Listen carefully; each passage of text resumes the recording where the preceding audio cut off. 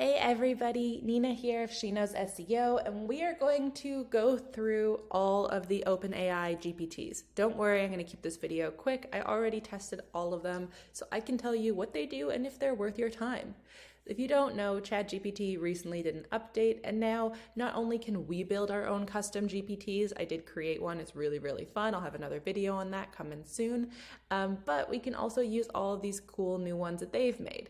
So essentially, they kind of noticed things that people were asking a lot, probably some of the plugins people were using, and created custom GPTs that will automatically do those things that you need. So the very first one is DALL-E 3. We've had DALL-E 3 for a while, so I don't think we need to go into it too much. So I just did a really quick little picture of my dog.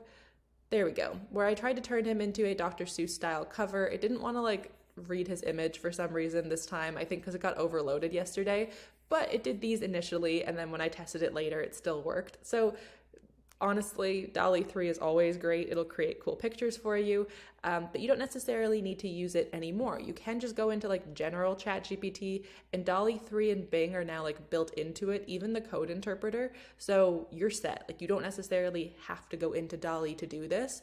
So I don't fully understand the difference anymore and the need for the difference. I even found when I just said create a Dr. Seuss style children's book for my golden retriever named Theo, it started trying to write before it started trying to create an image. So it made a story before it created the image, which was interesting because DALL-E 3 is supposed to be all about the visual. So some weirdness, I'm not sure. Now, the data analysis, I don't have a ton of data to analyze, so I just put in my recent sales from my Black Friday promotion for She Knows SEO and some things that I'm selling, and it was able to give me a little pie chart explaining the breakdown of what has sold and how it's making up the income, sort of a thing. You can do this with any sort of data set. It's really interesting, really cool for data analysis, especially if you hate analyzing large groups of data. The only thing I would say is be careful what you're feeding it or uploading it. Remember that ChatGPT does store data. That is partially what it's meant to do, is it's learning off of data. So if you have proprietary company information or really specific personal information, I don't know that I would upload it. This is something I'm being very public about anyway, and I plan to release the exact numbers and stuff in December. So for me, I was this is fine to share. But if it was I remember when I worked for the New Zealand government, I worked in the Commerce Commission, and we would do fraud cases for big banks where we had to analyze a ton of data from, usually it was their payment plan kind of things or loan fees. I would not put that data in here because you cannot guarantee that it is safe, and that is personal information for other people. So I think if it's your own data and you can kind of consent to it, that's fine. I probably wouldn't put individual people's data in here just in case, but up to you. Then I use traditional GPT, just GPT Classic, does what it does it well, does what it says on the tin, and created a cute little Dr. Seuss style book to go with the pictures we had before. I probably should have given it the same title, but you'll live and learn. Now, this one's really cool. This is the, I don't remember the exact name. If it'll load, come on. There we go. And of course I clicked away. Game time is basically stopping fights with your family. That's what I'm going to call this. It answers questions about how to play games. It teaches you how to play things. And I think that's really great. So I asked the age-old question, can you use proper nouns in Scrabble? And the GPT gods say no, you can't. Really interesting. I mean, I do think it's cool to have some of those specifics given to us. Then I thought this would be fun.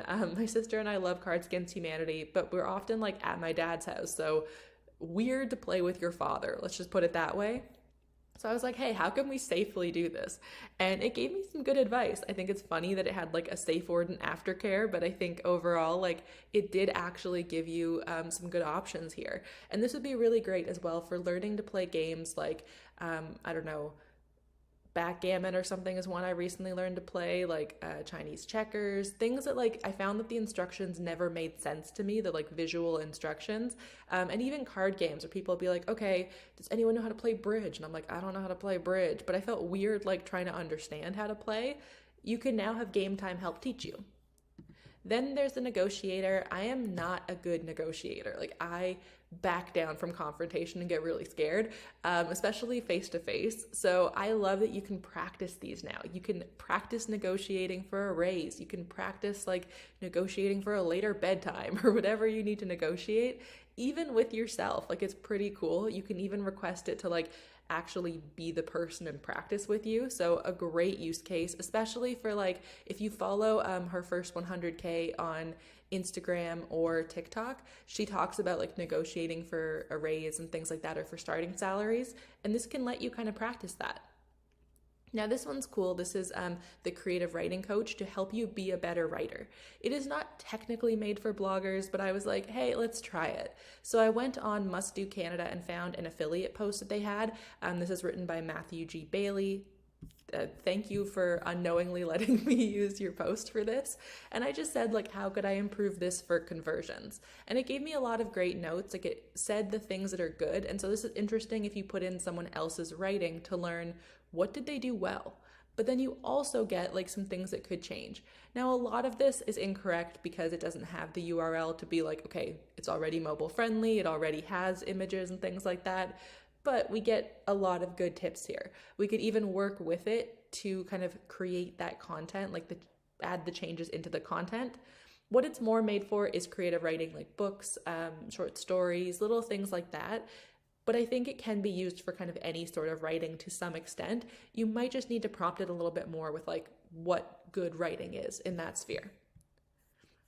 Now, this one's interesting, Cosmic Dream. I don't really understand why we have this, to be honest. Like, it creates an image, but DALL-E 3 creates an image, and it just creates like a fever dream version of a picture, I guess. But I think it's cute. It got the croc really wrong, but it did what it could. Now, this tech support advisor, I would have lost my last job at a law firm over this, because half of what I did, I was the youngest person working there. I just helped people convert things to PDF all the time, like, or help them like log in, troubleshoot things. So I would have been out of a job. I'm very glad that I left that job before this was released. But I think it's a great option to have this sort of thing that can do in-depth tech support and really walk you through what's happening, what you're doing. You can even like give it like upload error messages and things, and it can then decode them for you. So I think this is going to help a lot of people, especially people who don't have like a big IT department, or who don't want to be on hold with like a printer company for 4 hours because they can't find anything on it. So it's not perfect. Definitely the more technical you get, I noticed some flaws, but for just a basic prompt like this, it works very, very well. Now here you can generate coloring books. I generated a quick one of my dog.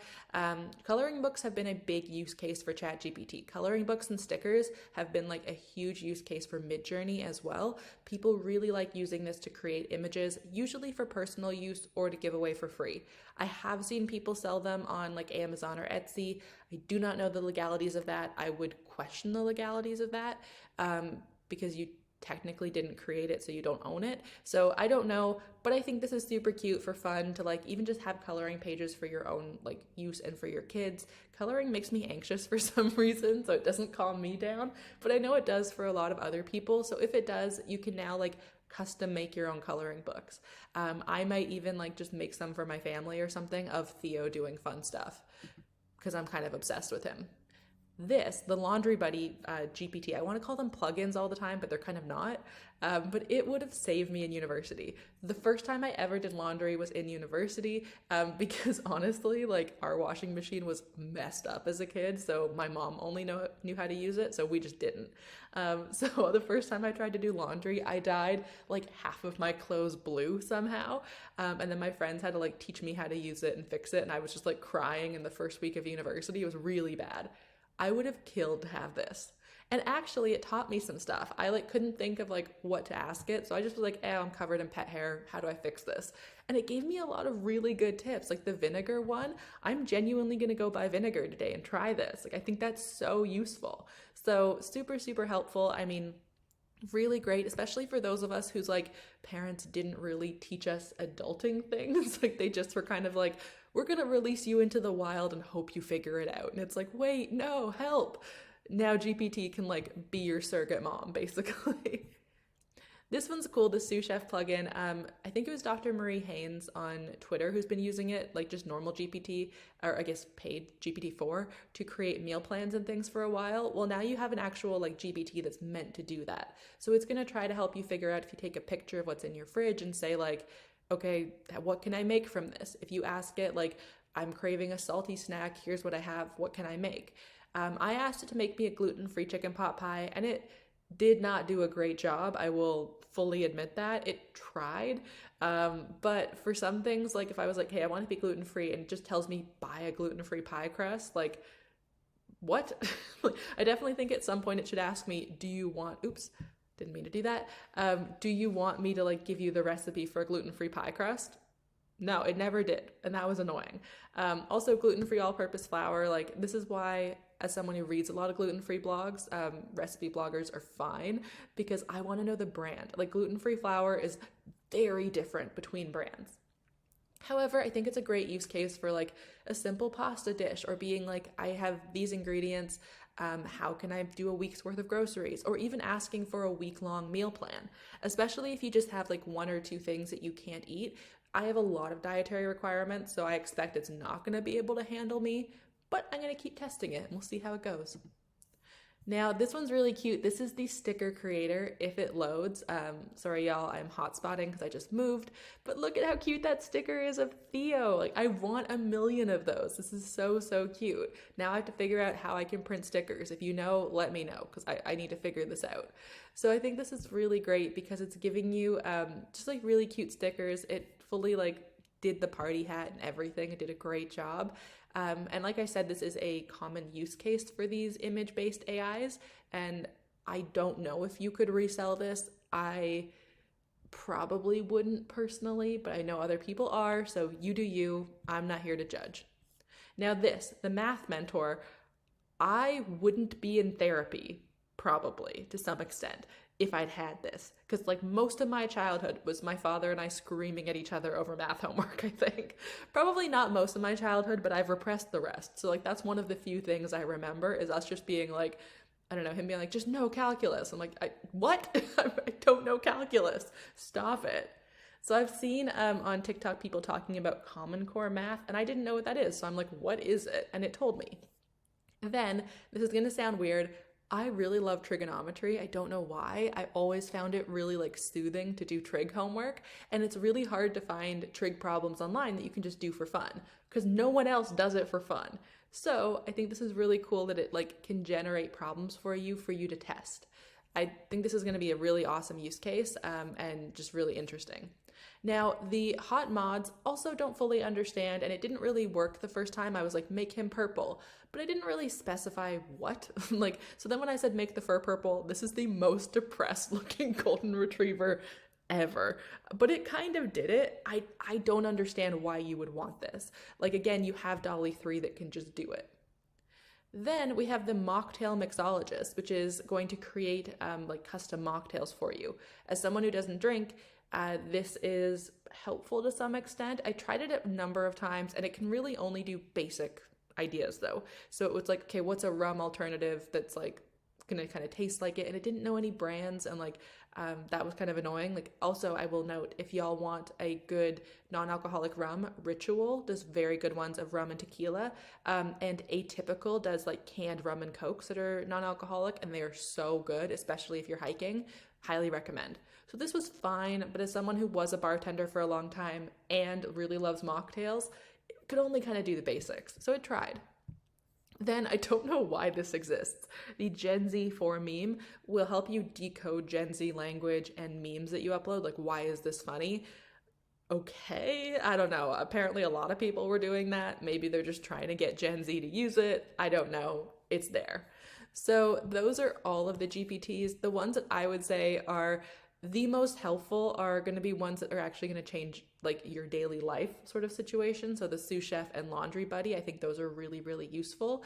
The sticker whiz and the, where was it? And just general Dolly 3 for sure, but the coloring book too are really fun. I think those are kind of interesting, fun things you can do just to kind of hang out, do something a bit unique, and even make some cool gifts for friends.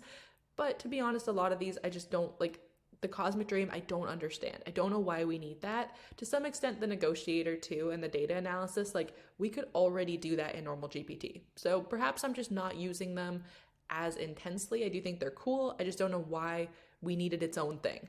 But I think tech support advisor is going to be hugely helpful. I think that one is going to like properly change the game. And yeah, Math Mentor, I think will 100% help parents and kids' relationships. So those are kind of like my rundowns of these. I think it's a really cool use case with all of this. If you can think of something they didn't do, you're actually able to custom build your own if you want to. And I've been kind of playing around with a few different ones. The only one I have complete so far is my She Knows alt text, which I have released to my SEO roadmap students, but it's been a lot of fun playing with them. I haven't done like a really intense data set yet. That's what I want to do next.